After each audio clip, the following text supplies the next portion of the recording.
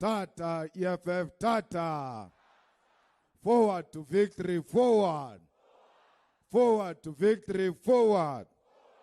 Thank you very much. The National Chairperson and our officials, members of the Central Command Team, the leaders of the Provincial Command Team, Sub-Regional Command Teams, the EFF Youth Command, members of Parliament, members of provincial legislatures, and all our staff members and the staff members of the Beechwood. We thank members of the media who are here and all fighters who are watching the proceedings from home. We salute the people of South Africa, Africa, and the diaspora. Comrades, I want to send my sincere regards to those who came from the IEC to make a presentation here, the Demarcation Board, Stats SA. We really appreciate that they honored us and were able to bring us up to speed as to what are the issues that are confronting South Africa and the state of readiness, and what are the issues that will be confronted with when we deal with the issues of elections, and bring us up to speed in relation to demarcations of our wards as we confront these local government elections. I want to join the National Chairperson in saluting all of you for being disciplined leaders of the EFF who are here and know the purpose of being here. That you didn't just come to an outing, but you came with a purpose of engaging robustly in what could shape the program and the political direction of the EFF going forward, particularly in preparation for the 2026 local government election. We salute the discipline displayed and the participation, because it's something else to be disciplined, but something else to also make a contribution, qualitative inputs that I've listened to, both in the commissions and during our closed session.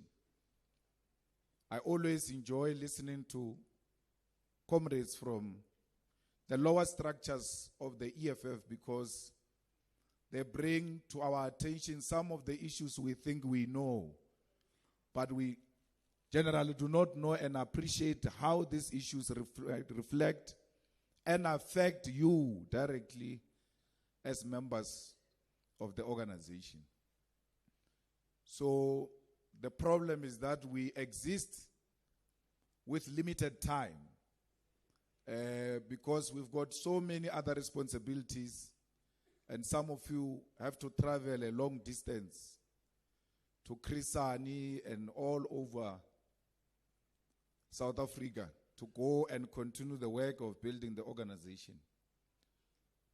So we hope that those who got an opportunity to speak in the commissions and in the closed session were able to represent the views that we hold as leaders of the EFF, because seated here is not membership of the EFF. It's the cream de la cream of the EFF. It's the leadership of the EFF. It's what constitutes the core of the EFF.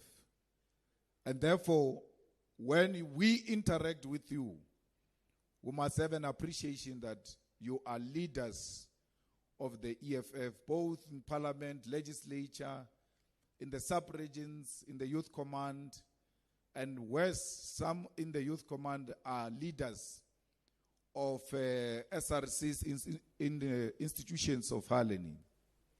So it's important that we appreciate the fact that we are not talking to ordinary members. We are talking to leaders who are going to carry the message to ordinary members and make them appreciate what has been agreed upon here. Comrades, you have agreed on voter registration campaign. And you said it must be something that is done on daily basis. It must be a norm, SG, that in every meeting of the EFF, as part of this mass voter registration campaign, those who are invited to come and participate in whatever meeting of the EFF must submit their IDs so that we check if these people are registered to vote. So the people who are going to get into buses of the EFF going anywhere, be it a rally, be it whatever, they don't pay a cent. From now onwards, they are going to start paying. They are going to pay with their ID number to get in any bus of the EFF. So that when we give a T-shirt, we know we're giving a T-shirt to a registered voter and the voter of the EFF. When we are gathered here, there must be a table outside there with facilities that are able to register people immediately if they are not registered.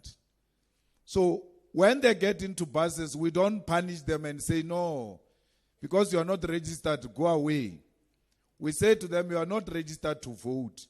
Let's help you immediately to register you here and now as part of mass voter registration. We need to work with the IEC because it is equally the job of the IEC to make sure that they register as many South Africans as possible. So we said in Parliament, we want every child who becomes 18 to be automatically registered as a law in South Africa, because it's your civil duty as a citizen to vote and to vote for a party of your choice. So we cannot just be citizens and we don't play our role as citizens. And that role is to be a registered voter. So it's important that in as much as we demand service from government, we too as citizens must play our role. And that role is to register and vote for a party of your choice.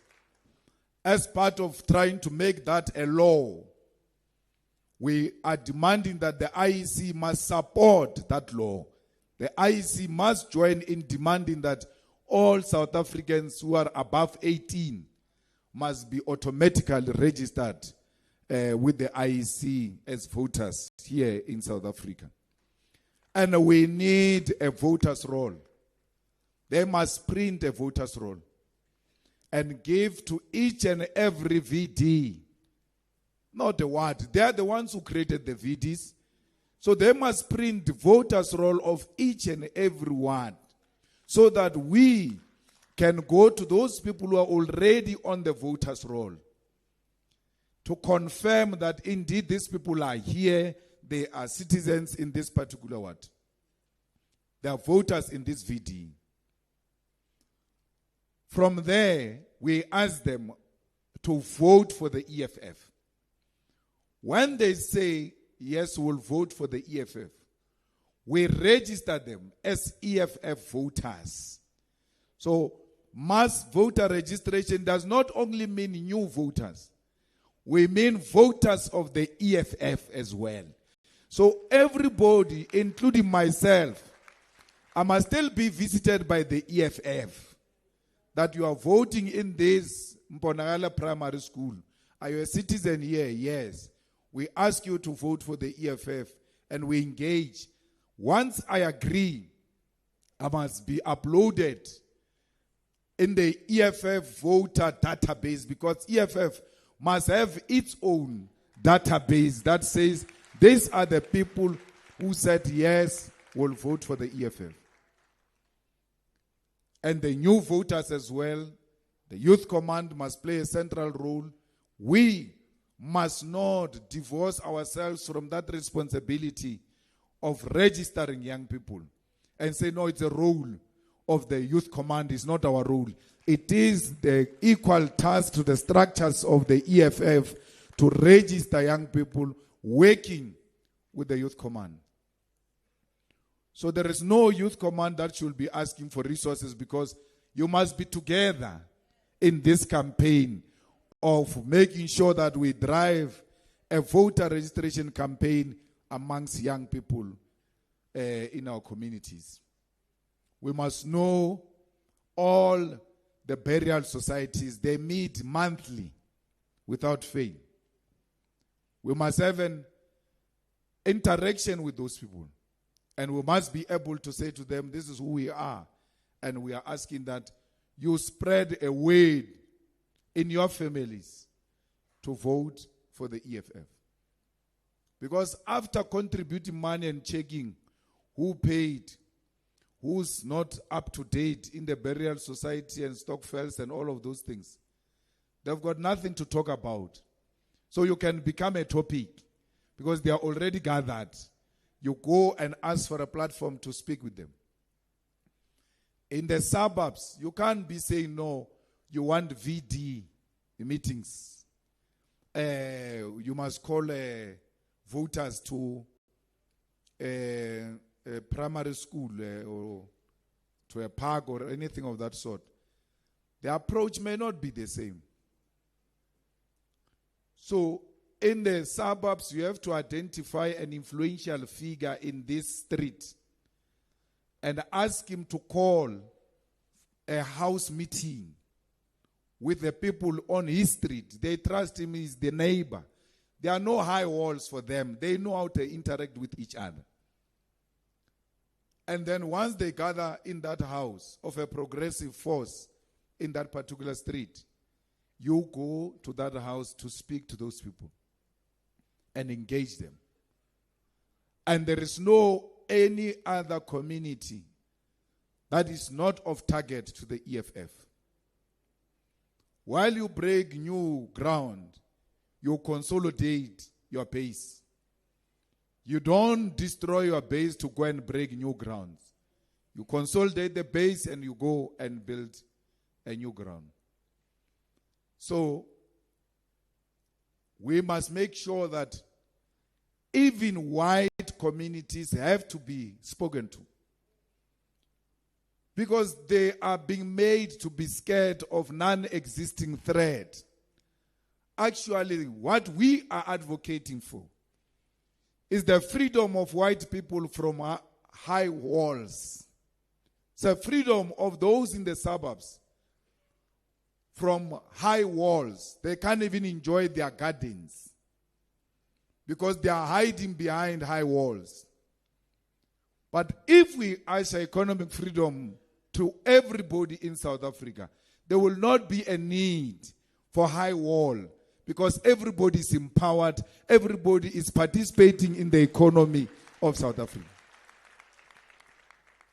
So we need to tell white people they've got nothing to fear. If anything, they've got everything to celebrate the existence of the EFF because it will give them freedom to enjoy their neighborhood. They've got fear because they know that people are not empowered. People don't have land, people don't participate in the economy. Only the minority few participate in the economy of South Africa. So, they should be joining the struggle that the resources of South Africa should be shared amongst South Africans. They should be joining the struggle that the money must not go to corruption, but must go to infrastructure development so that the communities of Alexander, KwaMashu, Gugulethu, can be serviced better. And when they are serviced better, our security is assured. Because sometimes we put all the blame, yes, correctly so, on the people who are dominating the economy of South Africa. But in the immediate, there is a problem called corruption. As we are still fighting for the land, the people are fighting here the resources of the state, which could serve as an immediate intervention to help us solve the immediate issues that are confronting our people. So we have a duty to fight corruption and to declare corruption an enemy number one. So instead of DA declaring the EFF as enemy number one, they should be declaring corruption, poverty as enemy number one. Because that is what it is. That the enemy number one of this country is corruption that leads to poverty. So we could be speaking all these strategic objectives that we have outlined for ourselves, but there is an immediate challenge of poverty and unemployment as a result of corruption. So the DP is right. We need to fight this thing of permanent elections in South Africa. Elections are not every 2 years. In South Africa, elections are every Wednesday. Every Wednesday there is a by-election here in South Africa. And the by-election is expensive the same way, if not worse, than normal elections. Why should we have a by-election? Because this ANC councillor who died or who was killed by fellow ANC people or whatever the reason might be, this word was won by the ANC. And people said ANC must govern us here for 5 years. So when that one dies, let the ANC bring another corrupt one. Because they chose that corruption. They chose that corruption. Why should we have a by-election? It's not true that people vote for the individuals. Those individuals leave the ANC and become independent and lose elections. After being voted a year ago, when they resign from the ANC, when they resign from the DA, when they resign from the EFF and stand as independent, they lose. Because no one voted for them. They voted for the party. And you said in that word, the party must govern us for 5 years. You chose it. You never said the party must govern us for 2 years so that this one dies and then we can elect another one. You never voted to elect another one in the next 2 years. You voted to elect another one in the next 5 years. That's what you voted for. So you must be stuck with what you voted for so that in future you vote correctly. Why should we have by-elections? For what?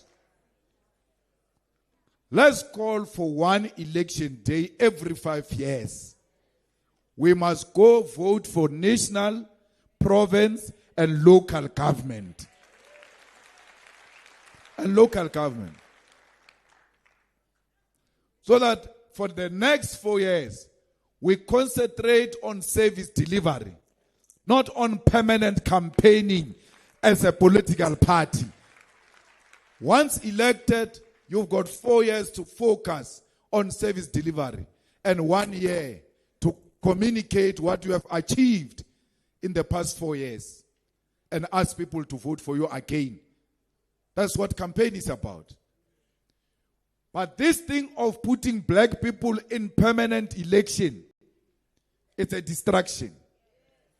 They are distracting us from concentrating on real issues. And we should be squabbling permanently amongst ourselves as to who's going to become a candidate or a councillor in that particular ward.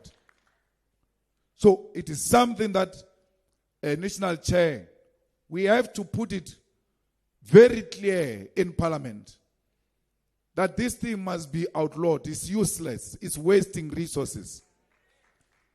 I saw some girl wanted to trend and lied about the EFF deputy president and said the deputy president said EFF spent 1 billion in 2024. And Helen Zille quickly jumped into it and said, they've never declared any fund or what. All of a sudden, Helen Zille can hear English from a half Indian fellow here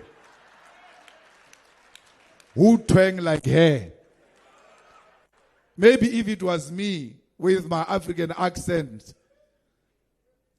she will have an excuse that she didn't hear me properly. They had everything that the deputy president said. For example,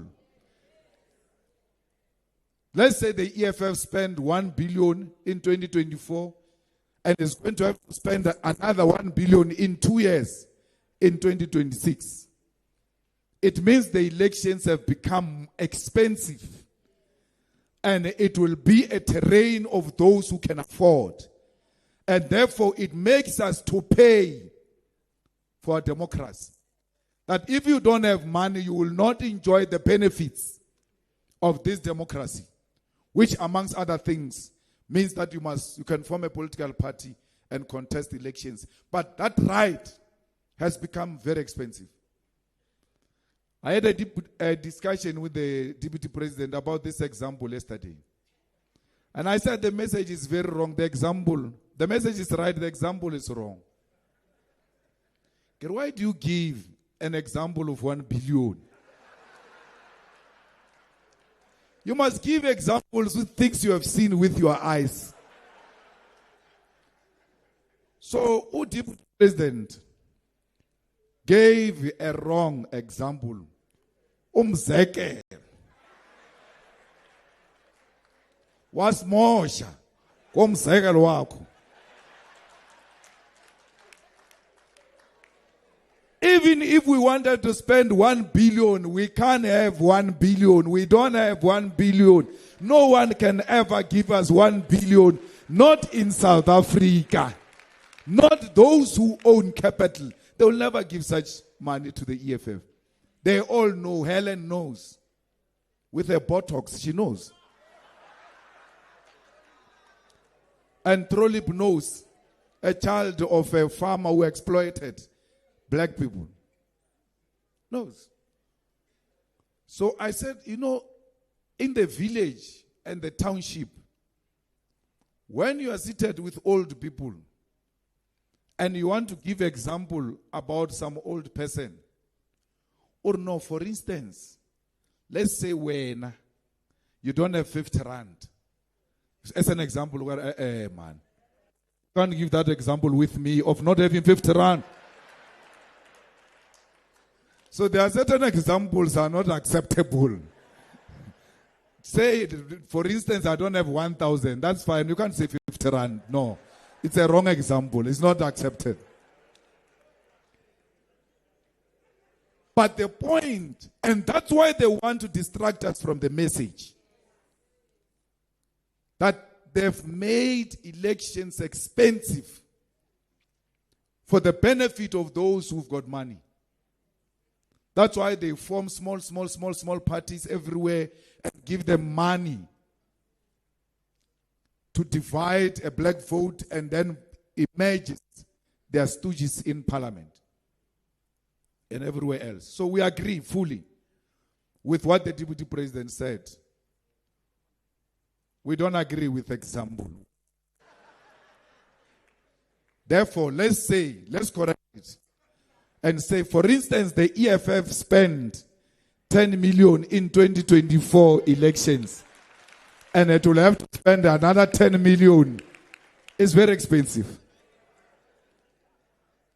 So, it's very close to reality. But example must be close to reality. Comrades, we agreed on political education. We agree all the time here. But I don't see the work of political education desk. We have elected now the sub-regional structures. Where is the induction? Does a political education desk want a meeting like this to know that when a structure is elected, must be inducted with immediate effect, so that we build that confidence a fighter was talking about on the leadership of the sub-region. They know what to do, but they are waiting for someone to come and confirm that their understanding is correct or not. Palana, I ask questions that I have answers to, so that I check if we have the same understanding. I shouldn't assume that we have the same understanding. So the structures are waiting for you to come and reaffirm their understanding and interpretation of the EFF founding manifesto and policy-related issues and the ideological orientation of the EFF. They're waiting to be reaffirmed. And we hope that that thing will be done immediately, and will not wait for another plenum to say we need to go and induct lower structures, and everything of the EFF must be accompanied by political education. Not only of members of the EFF, political education of society as a whole, because the policies of the EFF are so radical in character. So much that people can vote for us and remove us from power the following day when we start implementing these policies of the EFF, because they might have voted for popularity of the party without appreciating the implications of the policies of the party. So as we do door to door, we don't just do door to door, we educate society. Because what they did was to take the brains out of the head of our people.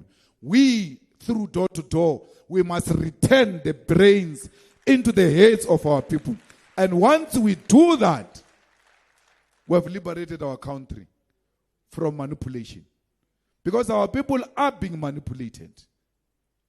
And we should make sure that we remove that from our people. So, as doctors of society, you have a duty to go and liberate our people. Comrades, someone gave an input here about flat rate. Flat rate is not a correct policy, because it's stealing from the poor. When you say residents of Johannesburg must pay 500 rand, all of them, you mean I must pay 500 rand staying in Sandton, and then a person who stays in Alexander must pay 500 rand? No, you are stealing from that one, because now I can afford to pay more. So we need to fight for electricity to be affordable, for services to be affordable, and to fight this nonsense of these municipalities finding a big house in the township and say on the basis of this big house, you have to pay. My grandmother never built a big house, but she couldn't afford. So I built a house for her. And they say, no, she has built a big house. She must pay rates and taxes that are high on the basis of a house she never built. So if you're going to say those old gogos must pay high rates because they have got big houses, you are asking them to refuse that we build them houses, so that you condemn them into permanent poverty. We must not judge the people by just going to look outside the house and say, no, this one doesn't qualify for indigent on the basis of they've got a big house. No. A child who built that house might not even be alive. So we must not assume. We have to take into consideration the situation of each and every family as leaders of government, and be able to give our people the best services. Now, indigent policy is not a correct policy. We must do away with it. And we must say, everybody who qualifies for SASSA must not pay for water and electricity. So what do? We don't even have to wait for individuals to come and apply at any municipality. We go to SASSA and say, give us the stats, the names of the people on your database in Polokwane, so that we can remove them on our database of people who pay for water and electricity. Because SASSA means you are poor. We give the poor of the poor SASSA. That's why former teachers don't qualify. And civil servants and all those type of things. Because that thing is given to the poorest of the poor. So why should we debate about that? Why should we have a debate about who qualifies, who doesn't qualify? Once we display our poverty at SASSA, that must be the only station where we display poverty. From there, we don't have to display poverty anyway. Anyone who wants to check whether we are poor or not, go to SASSA. How can you say these children here in this community, their school is going to be declared a no-fee school? Why? Because you have come to a determination that this community here is poor. Therefore, all those children are not going to pay. It's a no-fee school. So why can't we apply the same rule? When it comes to no-fee schools these days, why can't we apply the same rule? How do we become poor when it comes to time of paying school fees? You know we are poor, we must not pay school fees in this community. But when the time to pay water and electricity comes, you say, no, you can afford. You must pay. School fees is once per year. You say we can't afford once per year. But we can afford every month to pay for water and electricity. Those contradictions must be done away with. And the rich, they must pay.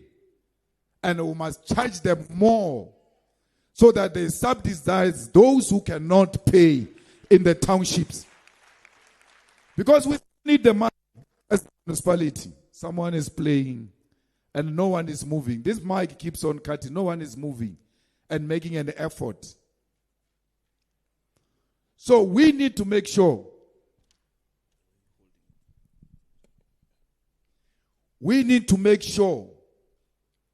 that someone pays. And who's that someone? The rich must pay for the poor. Because the rich have stolen from the poor. And it's time to pay back. Who are the rich? The rich are the whites. The rich are politicians, are the businessmen who have left us in poverty in the townships. They must pay for those who are in the villages and the townships who cannot afford. We need a country where the rich must be fighting for the poor to come out of poverty so that their payment can go low. And those who were in poverty yesterday are now at a position where they too join the paying crew. So we are a country where we are scared of the rich. And because the rich means the whites. And we are scared of the whites.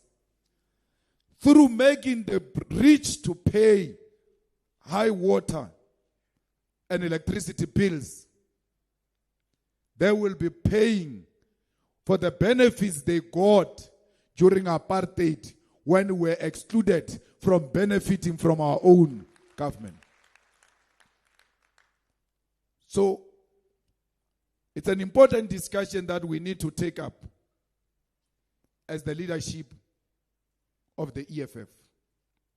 How do we ensure that the poor are not made to suffer more by imposing unreasonable bills to those poor people?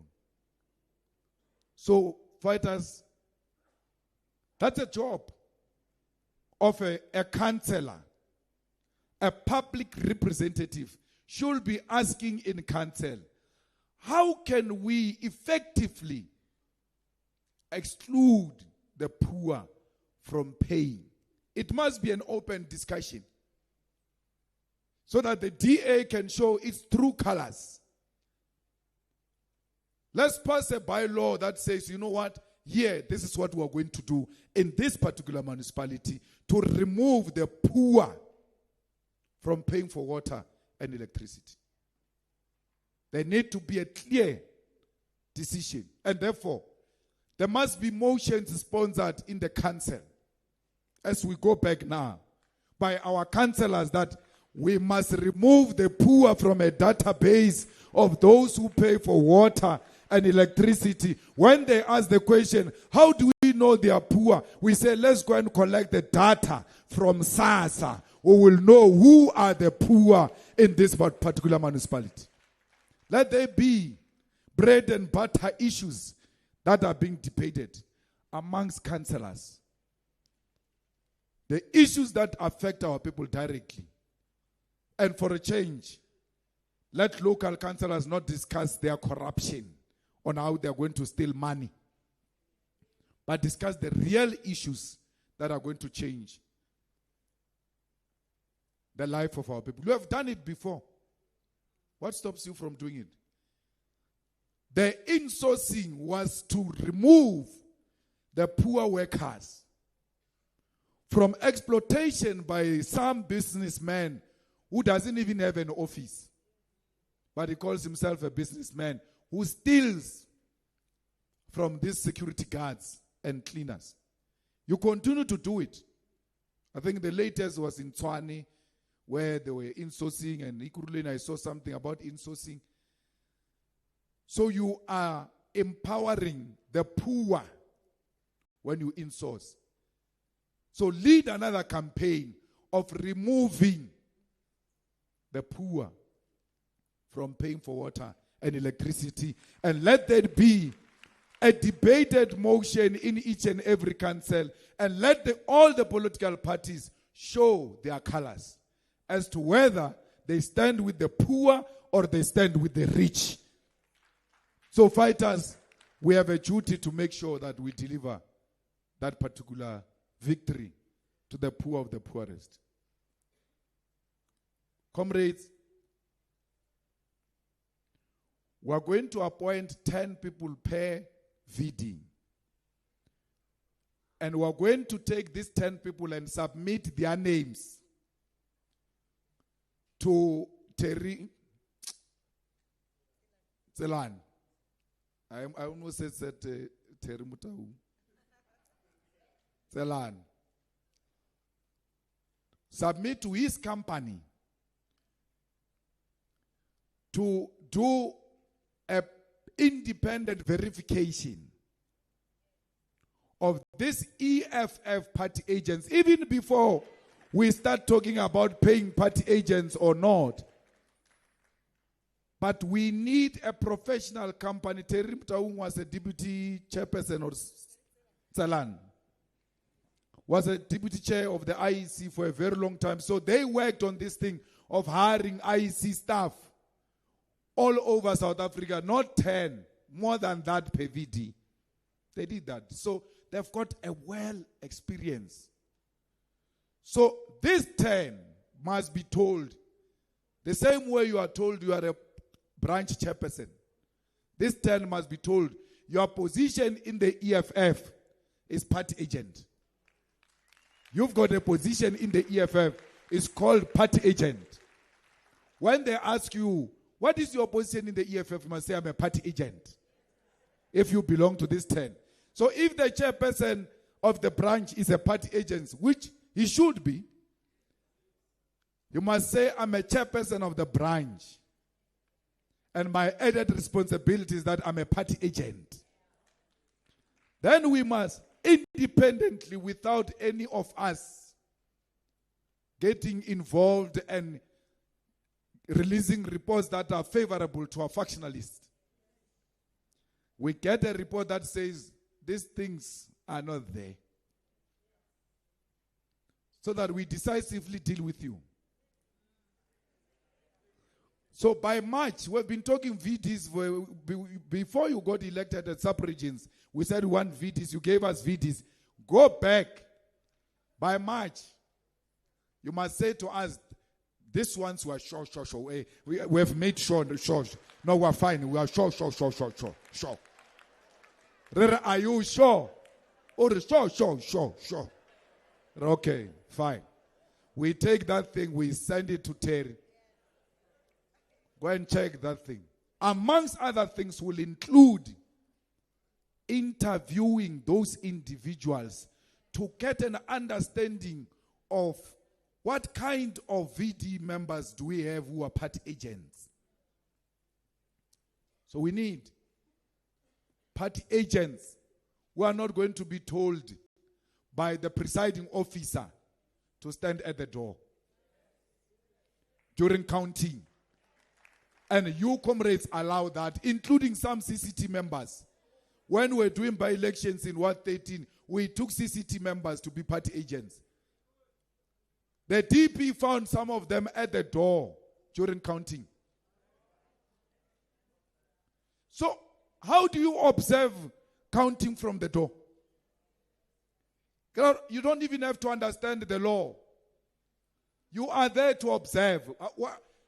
Because you must see with your eyes, EFF, ANC, EFF. See with your eyes. That's what observer means. So when you have been removed from being an observer to be a guard at the door, and you allow that. So please, we need to professionalize this organization.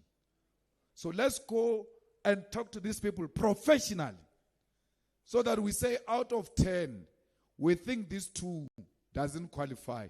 Give us another 2 which has got a better understanding. Now, you need to invest in IT so that once you have appointed the party agents to safeguard the votes of the EFF, because people have been stealing our votes. You know, in 2024, I stood on a queue with my wife for 4 hours to vote. 4 hours. In the same voting station where I stood for 4 hours, the EFF won that VD. But at the capturing center, they swapped EFF numbers in my ward, in my voting station, where I stood for 4 hours. Where I'm a candidate, I'm on the ballot paper, yeah. They steal from me in the same. Fortunately, the DP was there. And he went to the capturing center. He just said, can you please, because he had a result slip. Can you please show me the results of this VD? Just out of interest. They openly opened the thing and said, here are the results of this VD. He said, no, these are not the results. You change them. Here are the results. We're telling you, we're not accusing the IEC. And I don't know why the DP did not tell that guy that the IEC amongst its staff members, they are thugs and their role is to steal votes. And you are a witness. You saw it, DP, with your own eyes. You know the IEC person you spoke to at that capturing center who showed you wrong result. They had to recapture the whole thing. So that's why we need vigilant men and women like DP who are never tired, who understand they must pay attention to the minute detail if you are dealing with thugs. So we need to safeguard the votes of the EFF with properly qualified, trained professionally by people who know elections, by people who have worked elections. Now take this IT, after we have approved these people, They must give us who's going to be a party agent during the day, who's going to be a party agent at night. And that person must be at the voting station, and we should have the capacity to see that the person is at the voting station. How do I know it's possible? So we're at the JSC with the Honorable Soviet Lekhanyan. The next morning, he's not at the JSC. I'm like, where are you? He says, I had to fly back to Cape Town because I left my phone in Cape Town when I came to Joburg. So, but why do you fly back? You can leave, you can stay here without a phone and you go back Sunday or when we finish. He says, no, I have to submit an assignment. I'm registered with Stellenbosch University. Now, I've got my laptop, but the system requires that the laptop must be next to the cell phone for me to send this assignment. So if your phone is in Cape Town and your laptop is in Joburg, it's like someone is submitting this thing for you in Joburg. So they now know that we can't live without our phones. So if you want to leave your phone with IEC members, a criminal, leave it with them. But we must know, where is this phone? And it can't be off. So if that phone is off and can't be located, there must be a team that is able to respond from a sub-regional point of view that there's no party agent at this and this station, and immediately unleash the party agent. So if Stellenbosch University can do it, we can do it. So the iPhone, and the latest I saw with this X5. So we once got into an accident, and then the phone rang. No, not the phone. The voice came through the car we're driving. Are you guys fine? Are you guys fine? We can see you were in an accident. Once there was that impact, immediately there was a call. Do you need a tow truck? What do you need? So these people could, through the IT systems, see that there's one of their cars is involved in an accident. So I get out of that car. I'm like, these people, they are driving with us everywhere, most. If a voice can just come through without anyone calling. But that's unfortunately the era we live in. That's why Elon Musk wants that thing of Starlink to come here. He wants to do the same thing.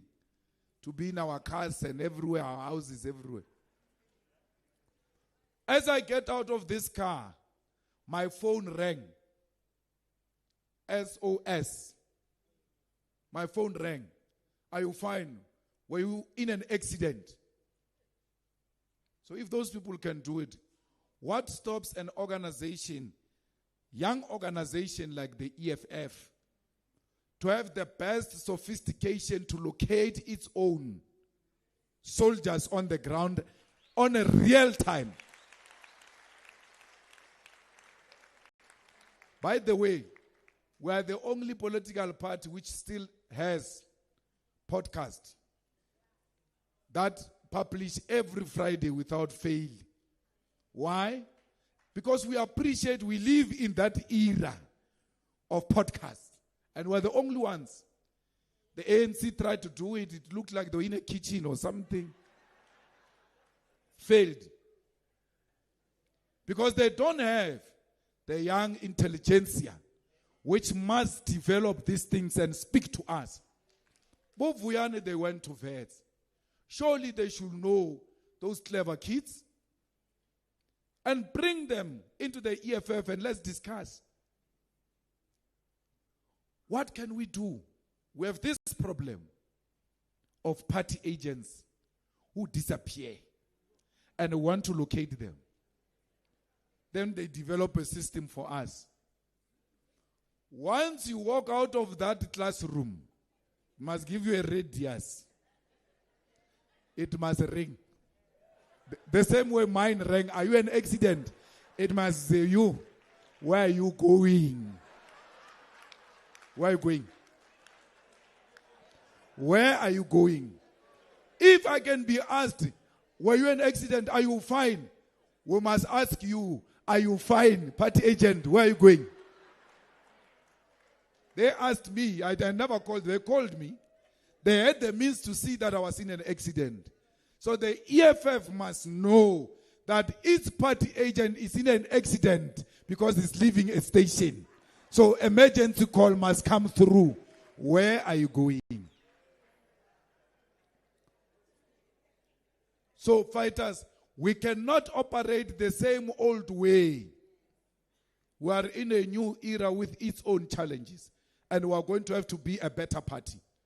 So let's go and make sure that we get proper in order SG, our people, including the head office. It has got a responsibility to have systems in place that are able to speak to issues today. We can't say we were sophisticated, therefore we must stop printing cards. No, the cards are going to be printed. There's no way. All of us seated here, at least I can confidently say, maybe student command, but even them, we all have bank apps on our phones, but we still have a card. We still have a card from the bank. Even with that sophistication we have on our phone, we still have the card. The bank still requires us to have the card, even with sophistication. So, EFF, whatever membership you have introduced, the electronic, what, thank you. You are showing us that you are living in real time, but we still want the card in our pocket. Because the card makes us proud. So if we are unable to do this thing in an effective manner, let's find young people who are going to come and say, we think we can do this thing much better if we do it this way. The question should be in our mind every day when we wake up. Don't say there is a system of membership. The question should be, how do I improve the work of the EFF every day? Even if you've got the systems that work, how do we improve this thing? Someone says we must take the printing machines to provinces. Hey, are they not going to print the wrong cards here? So let someone come and engage with us internally about how do we improve the systems. So we leave that thing with you as SGO to deal with it. We have listened to you on fundraising, comrades. We'll take those things into consideration. The EFF, generally, its membership is constituted by people who are unemployed. But we shouldn't be scared to venture into the ideas Eugene was talking about. Because I said to you in the opening address, we are now attracting people in the suburbs, meaning there is a new generation that is coming into the EFF ranks that can afford. We've got a sub-region in Hyde Park. That sub-region what? B. It takes Hyde Park, all those big suburbs there.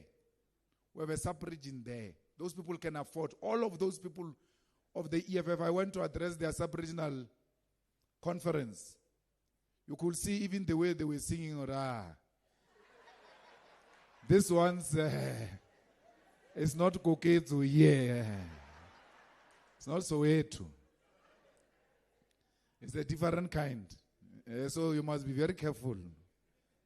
Don't go and expect people to sweat there. No. So, we must not be scared to come up with ideas because they will say, but your members cannot afford. Those who can afford and are willing to support the organization so that it retains its independence, they should finance the revolution through these creative methods that Eugene spoke to. We must never ever, and that mistake must never ever be committed again. Where we meet like this, we can speak about everything, but we don't speak about sports, arts, and culture. There's no commission that deals with that. That's a horrible mistake. Everything we do in society is that thing. Everything. America has managed to grab that thing and use it to manipulate the world to think that America is the best. Up you can think everybody there in America is a model, is beautiful.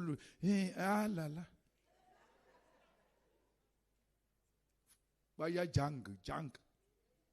The back guy. But that's not what they sell to you. They sell to you the best picture of America.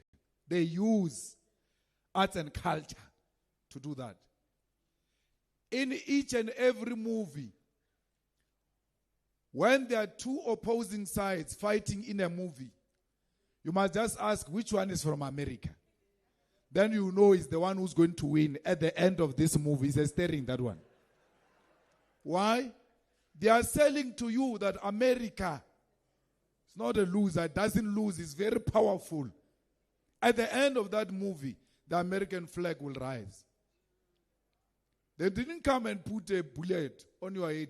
They just sold that thing through arts and culture and damaged your brain.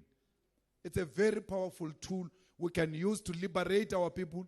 It's a very powerful tool we can use to grow our economy. I mean, una lady movie in Nigeria.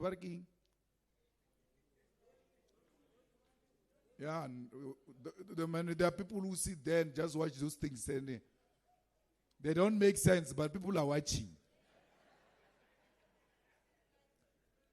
So we need to put sports, arts, and culture at the center of everything we're doing. That thing we're doing of singing is art. That's why Eugene is right. We must perfect it. We must professionalize it. And we must use the song to communicate our pain. We must use the song to teach politics. We must use the song to mobilize our people. So, very important that point he made, it doesn't escape us. Comrades, anyone who wants to improve the communication of the EFF must feel free to put forward any proposal any day. Why? The struggle has moved from the streets into the wires, into communication. That's where the battlefield is. So we need to go there, and we need to communicate a lot. And we need to use the current technology and facilities that are available to communicate a message of the EFF. We must communicate every day. Every day. In a restaurant, they communicate special. Every day. When they come in, they cancel that one, and today's special is this. They are communicating their special every day. Let there be communication every day. A comrade from the Northern Cape came here, spoke, gave an input.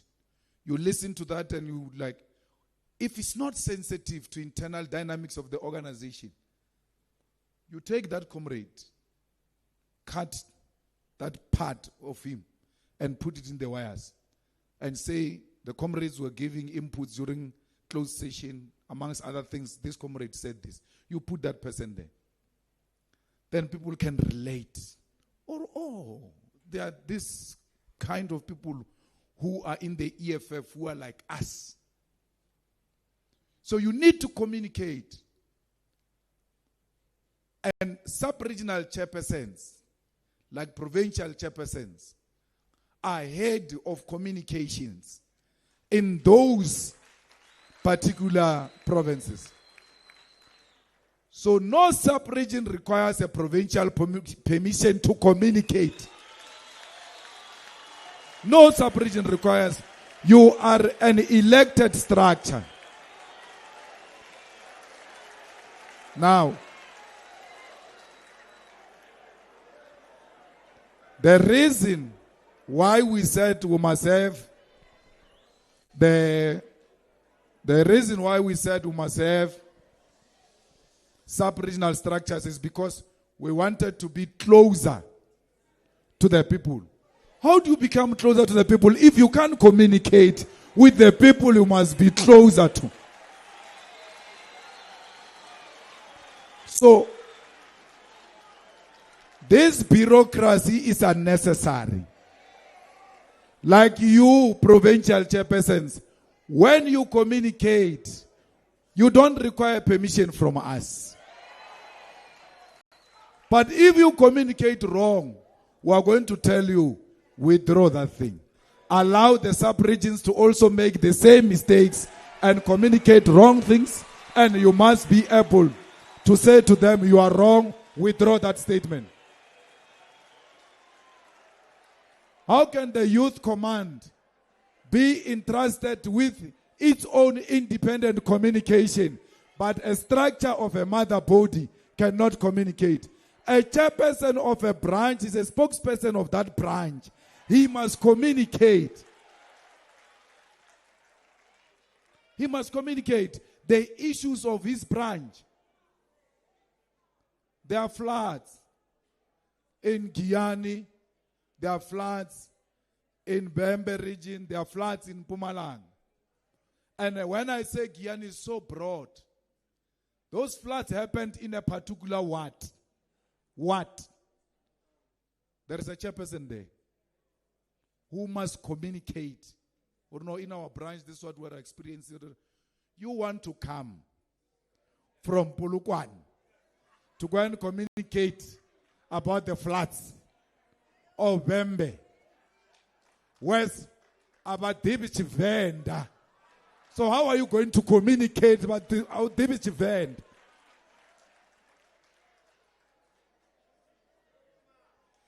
The people who know Venda are there. They must communicate.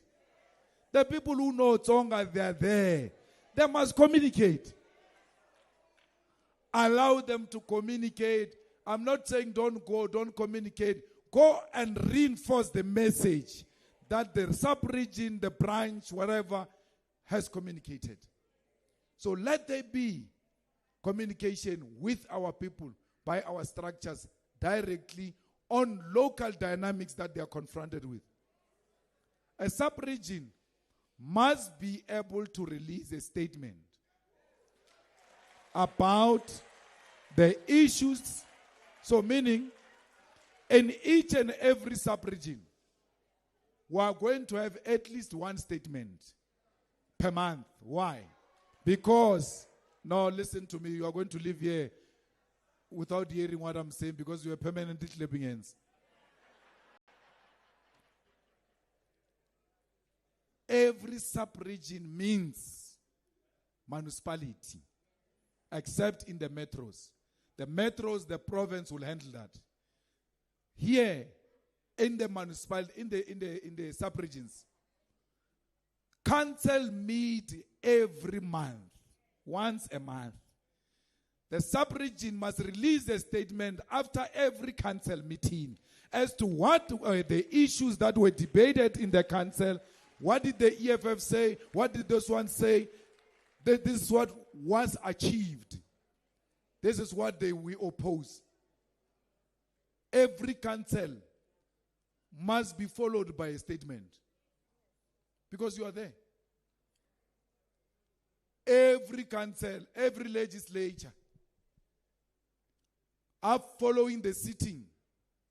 Colin communicates. that he has renamed Didi Mabuza and things without even telling us that he's going to sponsor Didi Mabuza. Communicate. He issues a statement, because legislature has made certain decisions. Therefore, they communicate. The sub-regional leadership doesn't have to be in the council or to be members of the council for them to communicate. Members of the council must come back to the sub-region, give it a report, and the sub-region must be able to formulate a statement based on the report that was presented. Why? There must be a communication between the structure of the EFF and those who are deployed by the EFF in the council. Because the council is not bigger than the EFF. The EFF is bigger than the council, and you report to the EFF. So there shouldn't be a confusion about that. We must not be confused, comrades. Never. So let there be many voices, one message. Many voices. Let everybody speak, but one message. If you are not sure, you talk to your immediate supervisors to check if this is a correct position. And then you communicate. So, comrades, the comrade gave an input about Africa.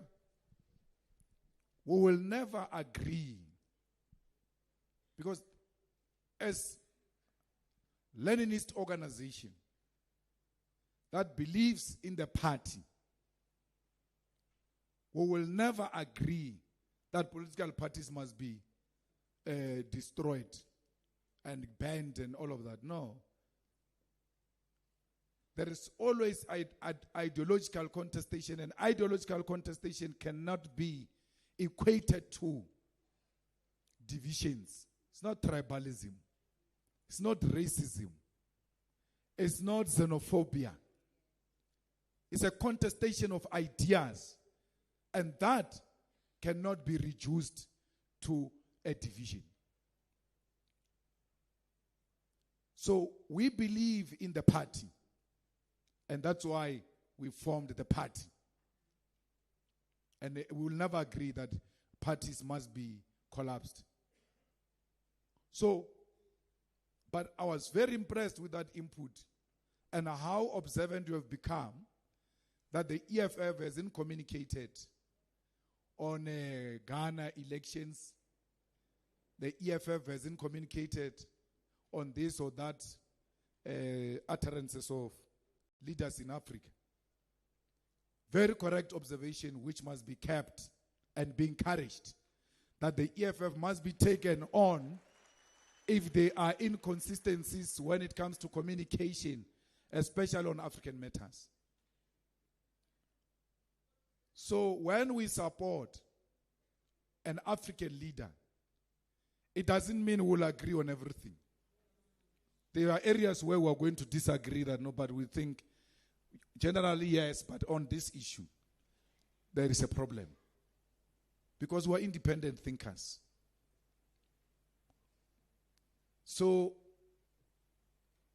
you spoke about the election in Uganda. And you say we can't support Bobi Wine because his flag is got some similarities with France, and therefore can't support France. And on the other hand, there is this tyrant called Museveni. So, you have to make a political decision as to what becomes a posture of the organization. When you are presented with two devils, and you have to choose a better devil. So you just said to us, we can't choose Bobi Wine, but you never said anything about Museveni. Whether we must choose Museveni over Bobi Wine. Because Museveni must go. The immediate thing is that Museveni must go. He has been there for too long. And he suppresses people. And he rigs elections. And he beats up people who don't support him. He must go. On that one we must agree. Whether Bobby Wine is a good alternative or not is a matter of debate. But as a principle, Museveni must go.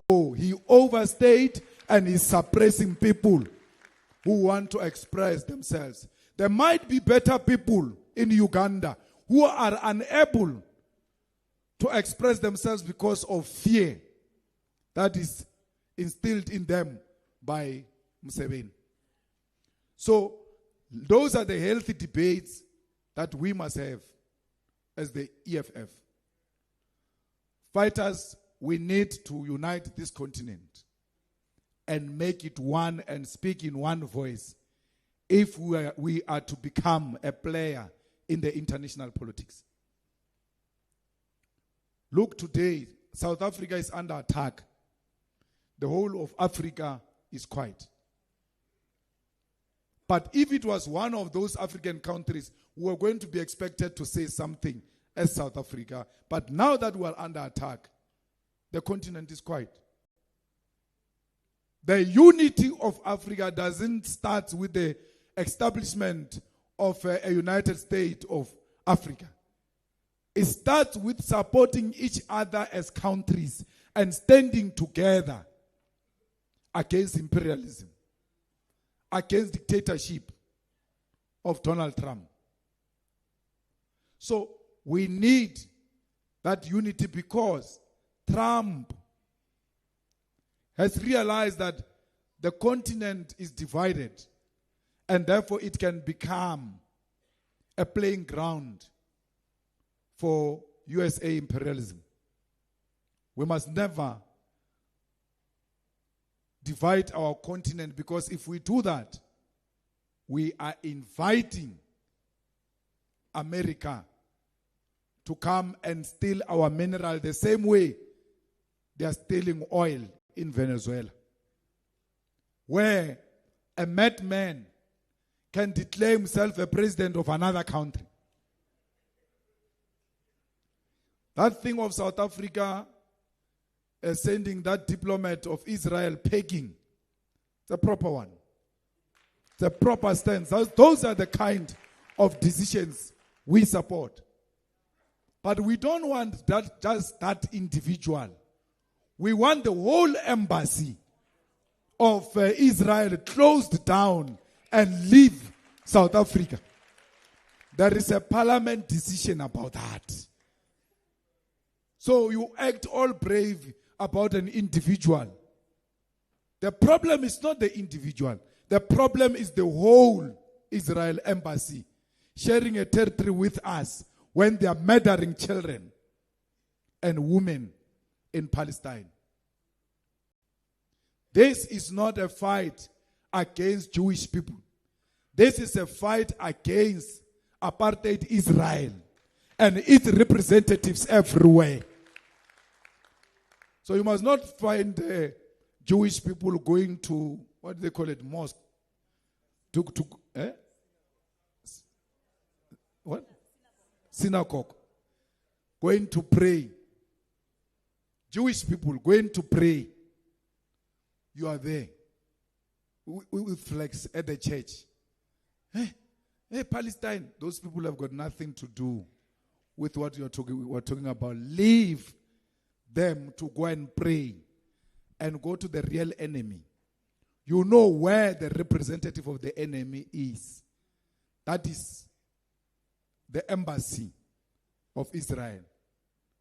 So you cannot just find every Jewish person and then you want to attack, because you are going to attack Ronnie Castles, who is very progressive, but is Jewish, and support the Palestinian question. But if you think the fight against the apartheid Israel is against Jewish people, you are going to fight even progressive Jewish people. There are a lot of them in America, by the way, who don't agree with what is happening in Palestine. America started again through Israel to bomb Palestine. I think yesterday they killed 30 people or so in their attacks. There is no Israel that is attacking Palestine. Palestine is being attacked by America. For as long as America supports Israel's attack on Palestine, it must be blamed for those children who are dying in Palestine, and the women, and the churches and museums that were destroyed by the bombs of America. Always choose the side of the weak, not the powerful. When there are two people fighting, look at who is the weakest and side with the weak. So fighters, let's go and conscientize our society that this country is being sold to the highest bidder. America is going to take South Africa unless we elect a proper structure, proper organization into government that will be able to take America toe for toe. We are being attacked because of our stance on Israel. And we must never retreat. We must never retreat. We never retreated even when we were being killed during apartheid. Never retreated. So we are not going to be intimidated to succumb to the pressure of America. If they want to kill us, they must come and kill us. No problem. There's no anything they can get out of killing us. The truth will remain the truth. They are murderers. Actually, by killing us, they will be proving what we've been saying, that they are murderers and they go around killing people.